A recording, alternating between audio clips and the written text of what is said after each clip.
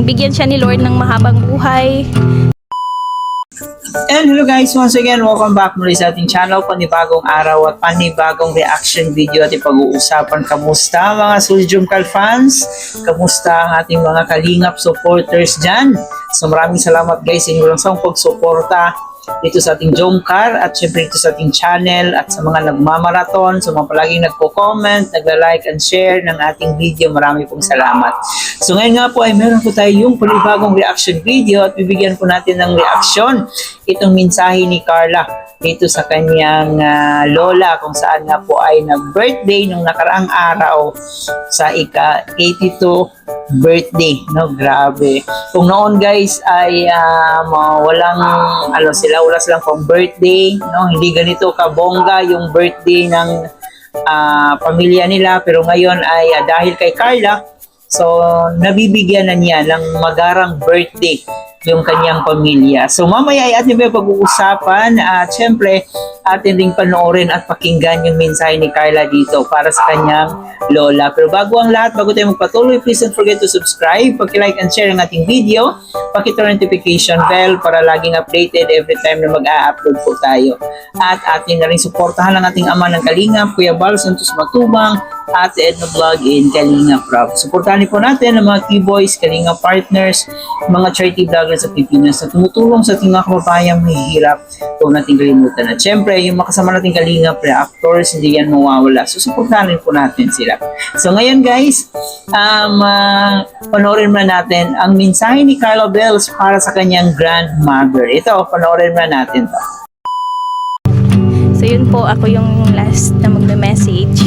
Then, yun, happy birthday kay nanay. Then kay lola niya ba din po, advance happy birthday. Then syempre kay nanay, ang wish ko lang is sana magaba pa po ang buhay mo. Kasi kailangan ka ng mga anak mo. Kasi kahit na hindi ka nila nakakasama, and then kailangan ka po ng mga anak mo bilang emotional support nila.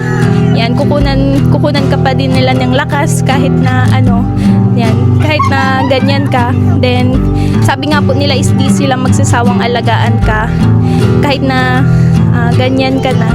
Then kasi yung pinakita mo din naman na love and support sa kanila nung mga bata pa sila is yun, kinakabahan ako.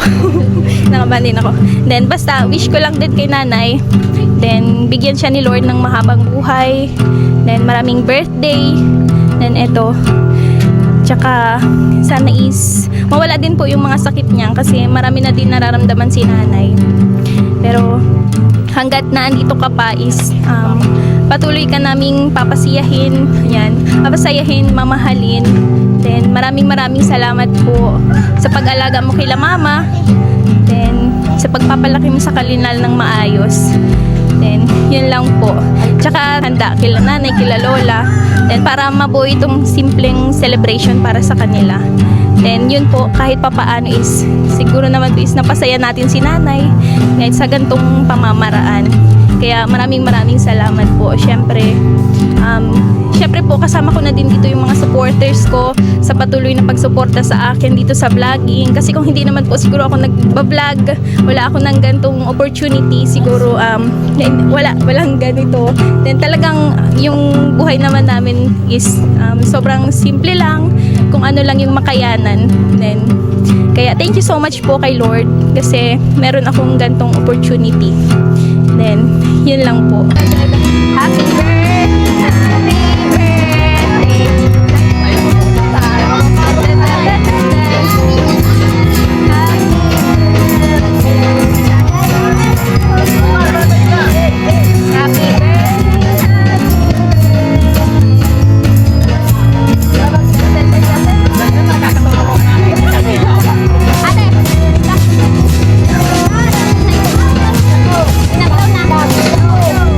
Dalat lang po si nanay na muna.